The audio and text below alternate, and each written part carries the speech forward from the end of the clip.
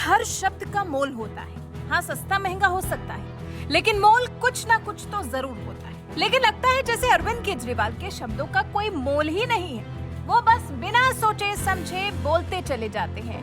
ये फ्री, वो फ्री, ये कर दूंगा, वो कर दूंगा। ये सब वो कैसे करेंगे, भले ही उसका ज्ञान उनको ना। अब हिमाचल प्रदेश और गुजरात में ही देख लीजिए, सत्ता पाने के लिए एक के बाद एक वादे पर वादे किए जा रहे हैं, नए नए दावे करते हैं। अब जैसे सूरत में एक चुनावी जनसभा में केजरीवाल ने पंजाब में आम आदमी पार्टी की सरकार बनने के बाद राज्य में 5 फसलों को न्यूनतम मूल्य पर खरीदने का वादा कर दिया। अब वादा तो कर दिया, लेकिन इससे पंजाब की राजनीति में उबाल आ गया। ऐसे में हबड़ तबड़ में गलतियां पर गलतियां किए जा रहे हैं दिल्ली के मुख्यमंत्री और आम आदमी पार्टी के संयोजक अरविंद केजरीवाल। लेकिन अब इन्हीं गलतियों के जरिए बीजेपी केजरीवाल का इलाज करने वाली है, बल्कि गुजरात और हिमाचल की जनता को केजरीवाल की सच्चाई से रूबरू कराने वाली है। गुजरात विधानसभा चुनाव जब सिर पर है, हालांकि तारीखों का ऐलान अभी नहीं हुआ है, लेकिन कभी भी हो सकता है। ऐसे में बीजेपी ने कमर कस ली है केजरीवाल को चित कर देने की। ऐसे में गुजरात में बीजेपी के नेताओं को आलाकमान की तरफ से निर्देश दे दिया गया है, बल्कि एक तरह से कहें कि एक टास्क सौंपा गया है।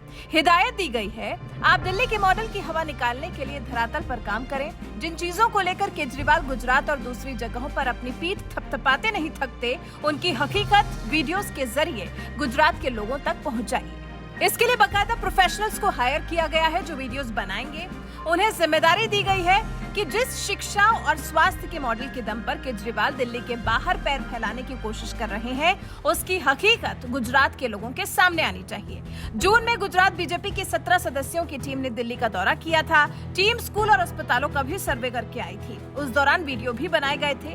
टीम में शामिल वडोदरा की मेयर रह चुकी ज्योति पांड्या ने कहा था, वीडियोस को गुजरात चुनाव में इस्तेमाल किया जाएगा। दिल्ली की हकीकत को गुजरात तक पहुंचाना बेहद जरूरी है और ये काम सिर्फ यहीं तक सीमित नहीं रहने वाला है, बल्कि दिल्ली के नेताओं को गुजरात में प्रचार के लिए भेजा जा रहा है। दिल्ली के नेता बेहतर दिल्ली में आम आदमी पार्टी के राज की खामियों का बखान कर सकते हैं। ऐसे में दिल्ली के बीजेपी नेता गुजरात में आकर केजरीवाल के दावों की हवा निकालेंगे और जनता के मन में विश्वास पैदा करेंगे कि जो दावे और वादे केजरीवाल कर रहे हैं वो सिर्फ हवा ही है और कुछ भी नहीं। और फिर राजेंद्र पाल गौतम के एक बयान से और फिर गोपाल इटालिया के भी पीएम मोदी को कहे गए अपशब्दों से आम आदमी पार्टी की परेशानी बढ़ी ही है। पहले आम आदमी पार्टी के साथ ही रहे और अभी बीजेपी में रहकर आम आदमी पार्टी की बखिया उधेड़ने वाले कपिल मिश्रा भी तो गुजरात पहुंच चुके हैं, जहां गुजराती हिंदुओं को राजेंद्र पाल गौतम उनके कहे गए अपशब्दों से, हिंदू देवी देवताओं के किए गए अपमान से रूबरू कराया जा रहा है। राजेंद्र पाल गौतम की गलती को बीजेपी नेता खूब भुना रहे।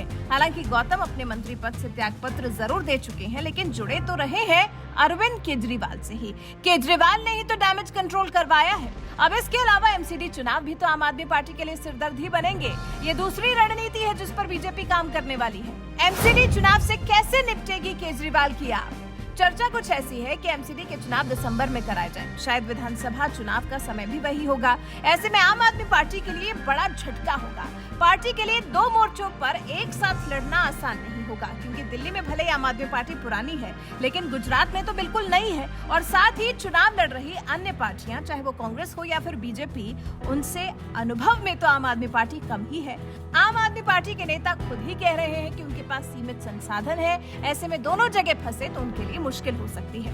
वैसे बीजेपी जिस तरह से आम आदमी पार्टी की हिम्मत गुजरात में चकनाचूर करने की रणनीति बना रही है, उस पर आपका क्या कुछ कहना है? क्या बीजेपी इस तरह से अपने मकसद में कामयाब हो पाएगी? क्या जनता के मन में आम आदमी पार्टी के लिए जहर घोल पाएगी? क्या गुजरात की जनता को दिल्ली की सच्चाई से बीजेपी रूबरू करा पाएगी? इस बारे में आपके विचार हमारे साथ जरूर साझा करें।